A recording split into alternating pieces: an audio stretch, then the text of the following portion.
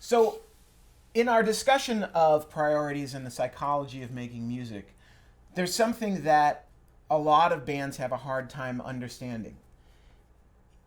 And there's two sides to this argument. The first argument, of course, is that you're making music for yourself. You want to satisfy your own penchant and hunger for a certain kind of music. When I was making music in the beginning, all I wanted to do was recreate the beauty of the Police. That's all I wanted to do, all the time. It was the only thing I cared about, and I give a lot of credit to the Police for giving me the shape in terms of songwriting. Sting's songwriting naturally was commercial, naturally was a verse, chorus, pre-chorus, blah, blah, blah, all that stuff.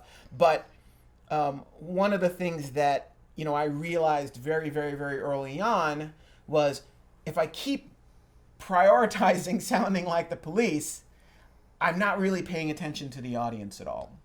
And as a producer, we know that we can't succeed and make money if these bands that we work with don't go out and reach an audience. So we try and give every band we work with the necessary tools in which to do that. Bob, what do you think is the most important thing from the audience's standpoint? If you had to say 3 things that the audience is looking for from every song, what would those be? Some of it depends on, which demographic that you're looking at. But I always say that the key component is always authenticity. There's a authentic quality to the singer and the song, so that becomes the vehicle directly to the audience. So the audience is assimilating what the artist and the song coming at them. That there's a true sense of connection with the audience, where they're feeling the intimacy and the connection with the singer. Because we've seen that where, we write a pretty amazing song and then the singer doesn't quite deliver the song. Sure. And you're like, damn, right. I knew that was a great song, but the problem is I just didn't feel the singer was able to deliver the authenticity and the organic nature of it. Because that's a big one is it's because all the biggest artists and bands over time have usually been the artists that connect. They figure out their recipe. Right. Their recipe for what it is. Okay, the singer knows themselves, knows what's real for them, knows how to deliver that organic sensibility. They understand in songwriting. It's just so important. It's imperative that the band and artist, or any combination of that, they start figuring out and understand who they are and how to deliver that message to the audience. Because an example of an artist that I worked with back in the day was I worked on Tracy Chapman's first 2 records. Sure. And we were sort of sitting around and trying to figure out exactly what to do and how to get the right sounds, and then we sort of all just figured out, oh, she was great on her own. So, playing keyboards on that record, my biggest job was to figure out how to put something cool on it, but to stay out of the way of what she was doing, because what she was doing was so organically impactful that your mission was to stay out of the way. And conversely, other artists you have to build this ginormous castle around what they do to help facilitate getting the artist to speak. Yeah, and I'll add a little bit on the authenticity thing. What I experience a lot, right? So I'm a singer, and my priority is always on the vocals. And in as it should be. And well, I mean, as it should be for everyone. But right. the thing that a lot of people come to me and have a little bit of a psychological block about is pitch timing, and other technical aspects of singing.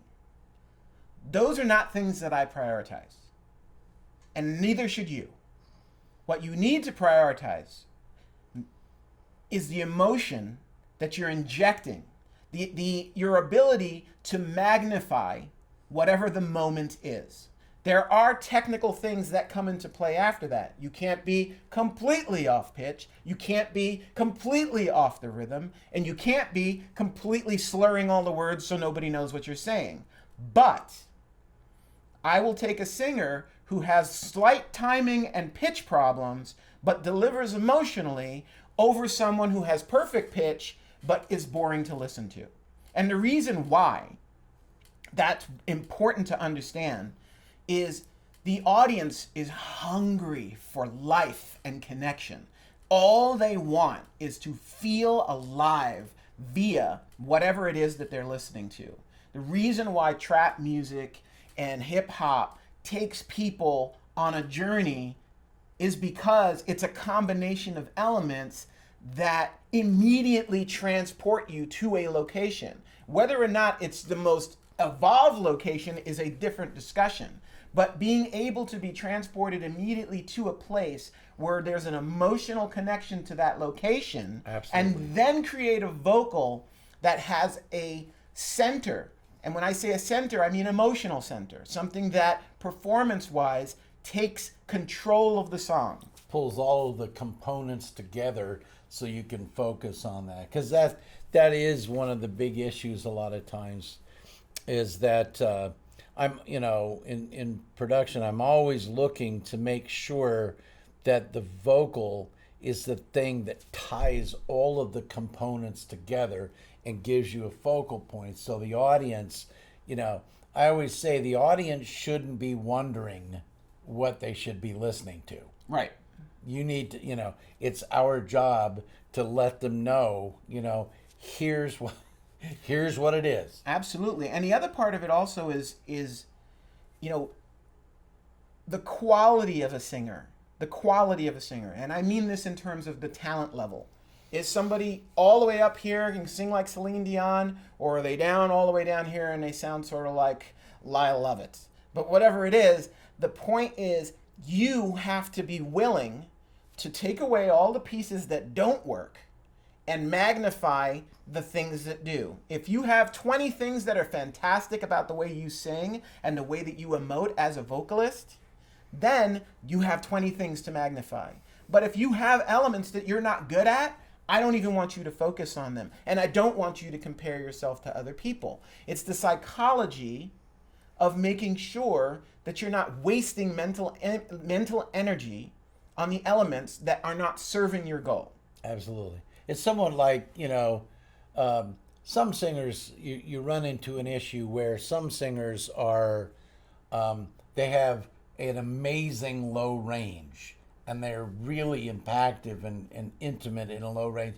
But the second that they get up there, that's like, not so much. But one of the issues sometimes I see with singers is sometimes they'll have a lot of impact in the upper range. Well, they're really powerful and commanding, but the second they get into a lower range, all of a sudden, wait a minute, where's the character? Where's the coolness of that?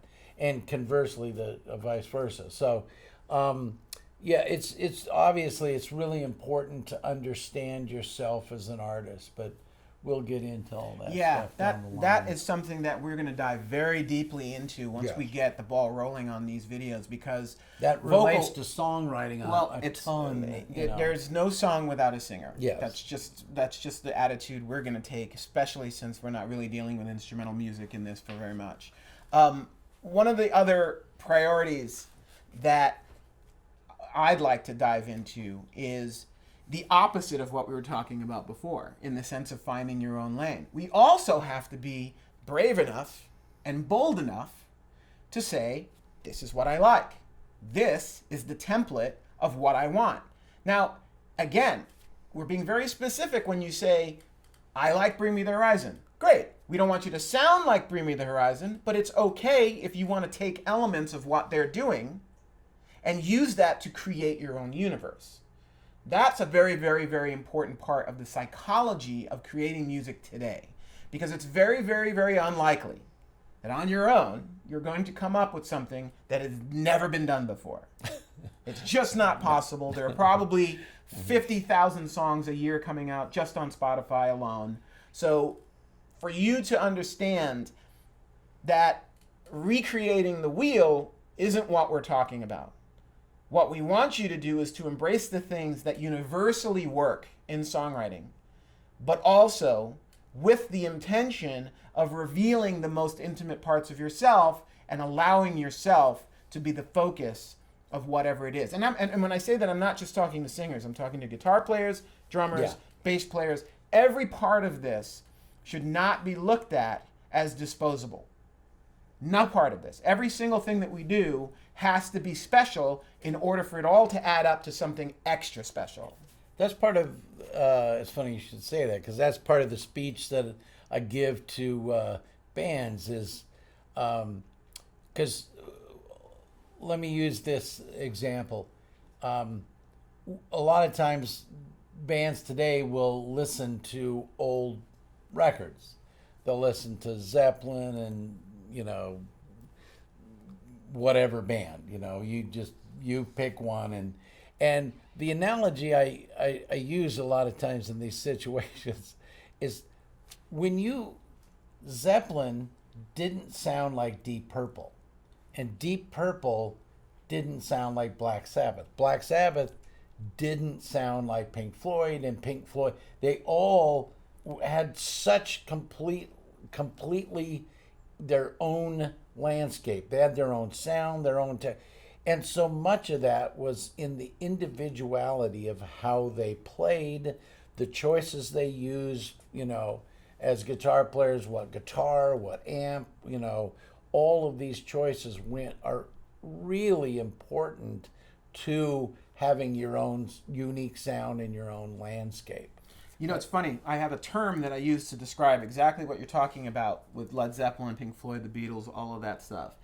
It was the exclusivity of musicianship back in the day. Yes. Because back in the day, first of all, just to have an instrument, have an amp, get in a band, play a show, these were not things that happened all the time. No, that was a big deal. Back in the day, to get into a recording studio was exceptionally expensive. Yes. And the way that it was very Darwinesque. Darwinesque? Darwinesque. Sure. It was Darwinesque. Sure. And the reason why I say that is because we look back and we think about Hendrix and Clapton and Floyd and Queen and we're like, how is it that every one of those dudes were so amazing and such incredibly creative guys? It's so unique. Well, there were two aspects. I actually explained the uniqueness in a different way than maybe it's not just the times. You have to remember, technology has an enormous impact on the way music is created today. Today, you can create music on a laptop with virtually no instruments, play your guitars digitally, play your everything digitally, have a vocal part layered over something that's completely supposed to be organic and is completely inorganic. In the old days, that just wasn't possible. You had to get into a room and play, and maybe somebody had a tape machine at some point in your life that you could record something on. But there's also another aspect to that. Well, first, finishing the Darwinism aspect is there was no... The only people who had a fighting shot were exceptional. Yes. There was no other way to be noticed Yeah. because it just was too expensive. It was too much work. It was too much of an investment personally, time-wise, and everything. In order to be a musician, you had to have a lifelong commitment. It was a much bigger deal. Let me interject this real quick. The other thing that was, and I know it doesn't seem like that big a deal, but I thought it was always really important in that equation. Nobody wanted to sound like anybody else because it was frowned upon. Because I remember, because I was actually making music back then, and it was not cool to copy somebody else because they were already doing it. Right. There was a really no two guitar players wanted to sound like each other. Right. And there was a real thing about that. Well, was, and you also know, to go to that, to the uniqueness aspect and technology. Technology, remember, back in those days, you had a guitar. I remember the story of the Kinks, and when he did yeah. that they took razor blades and they sliced up the speaker in the amp because distortion hadn't been discovered yet. Yeah, So exactly. you're dealing with the sounds that Hendrix were coming up with, and you have to remember, no one had ever made those sounds before. Yeah. No one had ever played drums like John Bonham before or recorded drums that way. You're talking about things that were happening for the first time. Yeah. Beatles were recording on multi-track for the first time. This didn't exist. There was no way for it not to be unique. Right. Because the environment it was in was brand new. Yeah. But the problem is, as music has evolved, essentially we have this, you know, with maybe the exception of a handful of things, Right. guitar tones and guitar effects are still chorus, delay, flange. We have whammy pedals, which is different, and we have a few things that are different, but it's still also the same 5 or 6 things that have been around for 40 or 50 years. Sure. And it changes how unique you can be when you understand that. And that's why, again, going to priorities and psychology, if you're prioritizing trying to reinvent the wheel with new sounds and new tones and stuff, that's great. But understand where it is in the scale. It should be down the scale from the emotion and the utter commitment you have to each moment of the song without getting wrapped up in the minutia of this little sound, this little thing, when those things in particular aren't necessarily new and unique. Here's a quick sidebar to that. My favorite is one of the big issues all the time with guitar players is gain. Right. And what I love about the old days in the early Marshall, there was no gain knob. Right. Because they had invented it, you Right. know? And I just love the brilliance of that. It's like if you wanted it louder, you just had to make more, just like everything. That was the old joke about what's your settings. Right. You know, that was it. You know, there you go. Yeah, it's incredible to think that technology has shaped everything that we listen to in such a dramatic evolution. way. The But you also have to understand that technology has also a tendency to sterilize whatever's happening. Yeah. And in order to make sure that you're making the right choices, you have to understand when those sterilizations are taking place. This concludes part 2 of priorities. Make sure you click the subscribe button and we'll notify you when the next ones are ready.